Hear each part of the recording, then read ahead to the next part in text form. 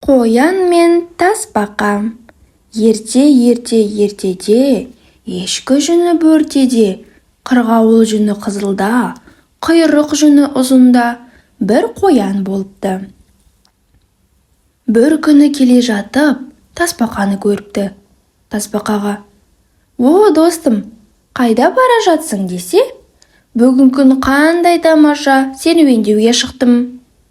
«Өзіңмен кездесу бір ғанибет, кездесуімізді атап өтпедік пе?» депті тасбақа. Сөйтіп дереу нан жабатын тава тауып, ұннан қамыр жасап, нан пісірмекші болыпты. Екеуі пісіріп жатқанда, қоянның ойына бір арам ой келіпті. «Бұл нанды қалай өзім жесем екен?» деп әрі ойланып, бері ойланып тасбақаға былай дейді: «Тасбақа досым, былай істейміз бе? Мына табаны төбеден төменге қарай зырғытып жіберейік. Кім бірінші жетсе, сол жесін нанды» депті.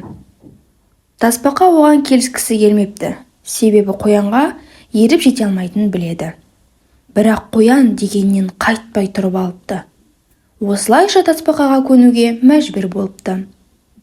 Сол кезде оның ойына бір айла келіп, қоян басқа жаққа қарап тұрғанда, табанның ішінен нан жабыспасын деп сулап қойыпты.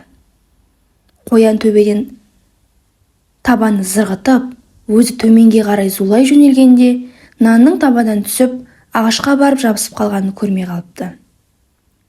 Ал тасбақа болса, асықпай төменге түсіп, ағашқа жабысқан нанды алып жей бастапты. Әрең дегенде табаға жеткен қоян ішін ашып қараса нан жоқ. Не істерін білмей төбеге қарай жүгіре жөнеліпті. Жүгіріп келе жатып, ұзақтан тасбақаның нанды жеп отырғанын көріпті. Амал қанша, келісім бойынша нанды бірінші алған жеуі тиіс. Қарны ашқан ол жалбарына бастапты.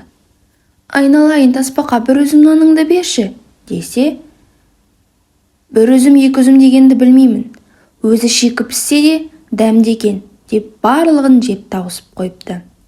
Қарны сипап тұрып: «Ал қоян досым, бүгін тамақ өте дәмді болды. Үлкен рахмет» деп үйіне қарай жол тартыпты. Ал қоянның сілекейі шұбырып, қарны ашып, ағаштың бетінде қалған нан ұсақтарын кеміре бастайды. Міне сол күннен бастап ағаш қабықтарын кеміруді қояндар ұнататын болыпты.